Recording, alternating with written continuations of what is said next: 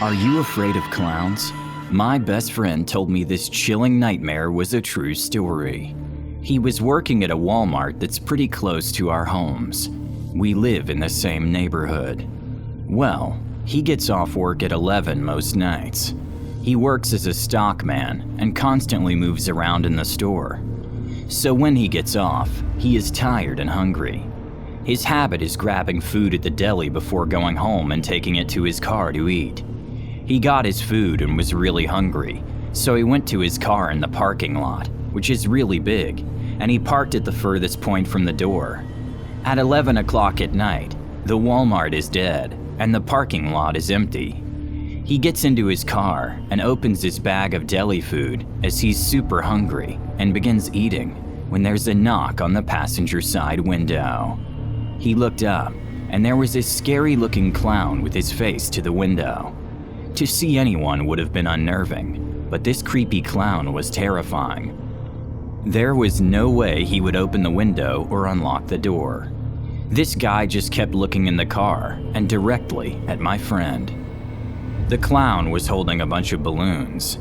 If it was daylight and not so late at night, this act might have been entertaining, but it was downright frightening from out of nowhere at this late hour in an empty parking lot. The clown kept pushing his painted face closer and closer to the window, and he could hear that the clown was pulling on the door handle, but the door was safely locked. Then the clown knocked hard on the glass with his hand.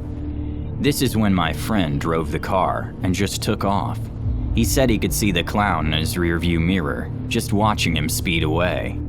He drove home a little panicked, but relieved to be away from that unnerving clown. But when he got home, which wasn't very far from Walmart, and parked his car, he saw that the clown had tied a red balloon onto the door handle of his car with a string. But this is the chilling part. He took the balloon, popped it, and untied it from the door handle. When it deflated, he noticed that there was something inside the latex. When he removed what looked like a piece of paper and looked at it, he was shocked and nearly fell down. It was a picture of him taken at night. He still hasn't a clue who the frightening clown is. He now parks closer to the store entrance and no longer eats in his car.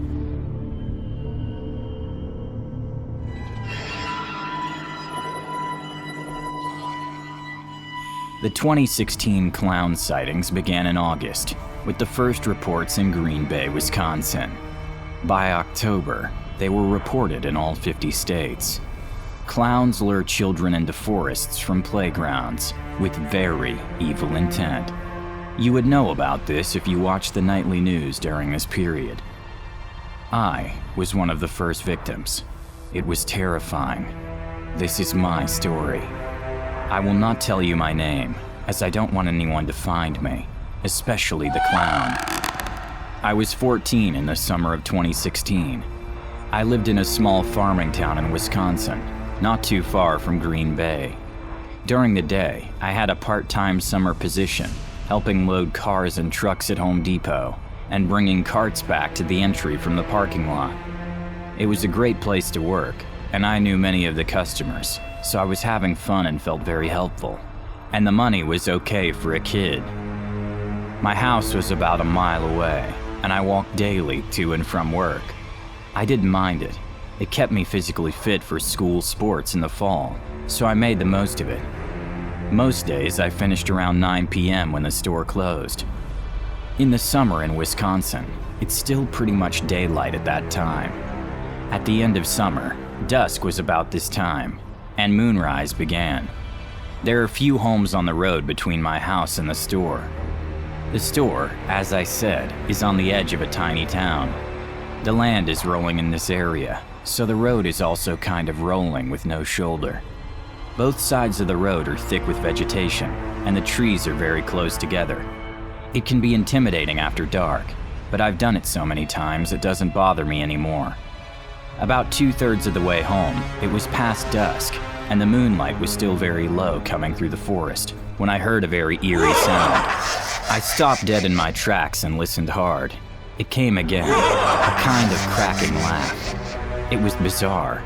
I waited to hear it again to determine what the heck it was, but it never came again. I walked the rest of the way home as expected. The following day, I was walking the same route back to my job. I was walking quickly as I was a little behind schedule, so I was just looking at the side of the road in front of each step when I saw a bright red ball on the side.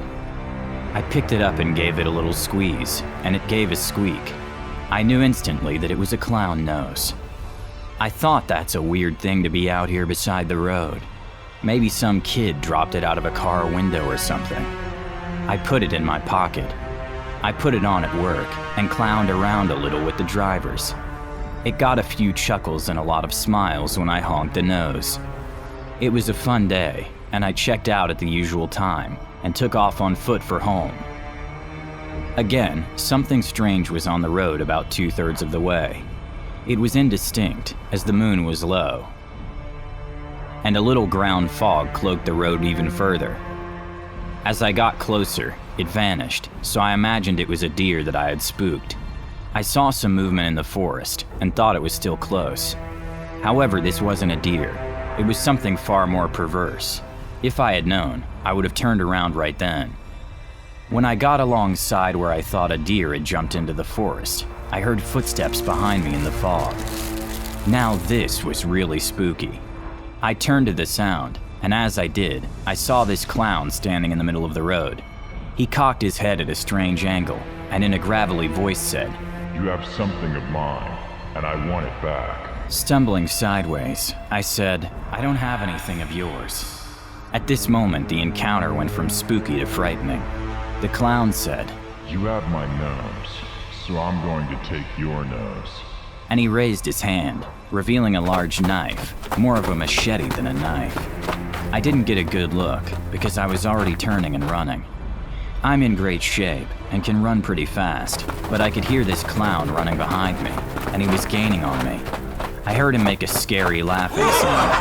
My adrenaline was pounding through my veins, and I was pushing with all my might to put some distance between us.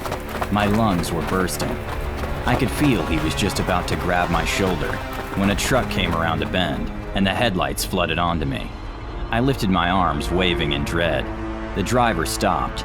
I glanced back over my shoulder and saw nothing in the beam of the headlights. No clown, nothing at all. I thanked the trucker for stopping him and told him what had just happened. He called the police, and they came and searched the area but found no evidence of anyone. This was my most chilling nightmare come true. In the following months, I heard on the news about other scary encounters with clowns coming out of the woods and stalking people. It turns out that in 2016, there was a cult of clowns whose goal was to horrify people. If that is true or not, I don't know. All I know is it happened to me.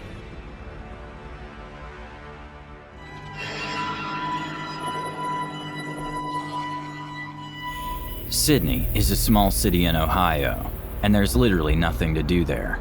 So my friends and I always go when the carnival comes in August, and last summer was no different. I'm not particularly social, so being with friends on a night out is fun. I'm more of a nerd, and my friends are the same. We mostly socialize over the internet with online games, so actually being there is cool. None of us are old enough to have a driver's license, so the more active cities are out of reach.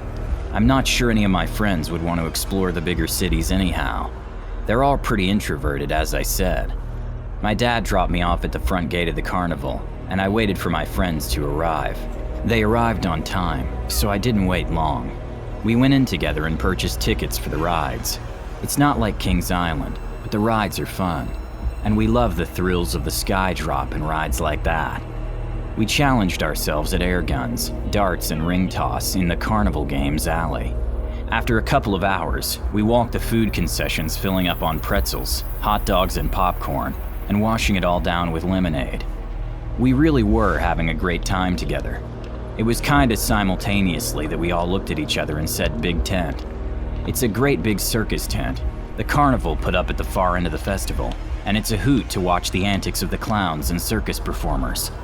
It was the last thing we were planning on doing before heading home. We raced over and pushed ourselves inside, as it was really crowded.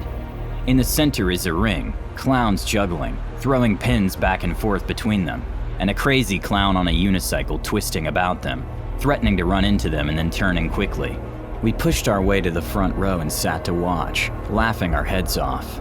After a great time, we nudged each other that it was time to leave. Just as we were going to stand up, the clown on the unicycle fell. His head hit the floor, and his red plastic nose popped off and rolled under my feet. I just picked it up laughing and said to the guys, "Let's go." The clown stood up and looked at me. He picked up his unicycle and began to ride around again, and we pushed our way out of the tent, clown nose in hand. It made me feel edgy after he looked at me in the way that he did, but I put that out of my head as soon as we left the tent. The guys were rolling with laughter that I had the nose of the clown. We said goodnight, and the guys all walked towards their homes, which were close to each other, and I walked alone in the other direction, a little further than they had to go. I analyzed the clown nose as I walked and played with it simultaneously. It squeaked if you squeezed it. It was a great treasure for the summer with a great backstory. All of a sudden there was a sharp laugh that was very spooky and ominous. It was so haunting that I nearly jumped out of my skin. I was pretty far from the carnival and the crowds there, pretty much just by myself on the sidewalk.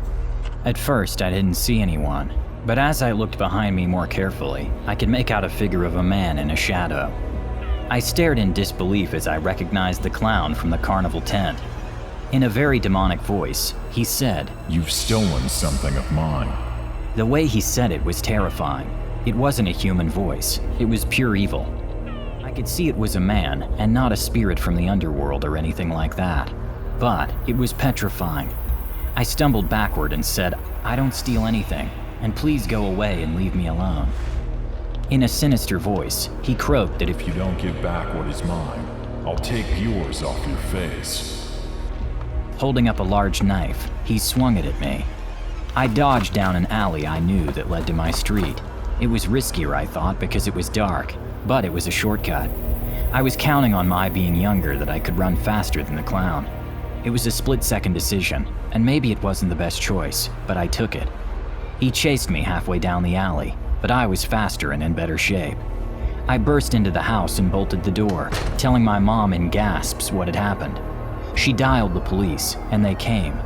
I told them the story, and they said they would investigate. Still, it would be easier to identify the real man under the clown paint with a better description of the man.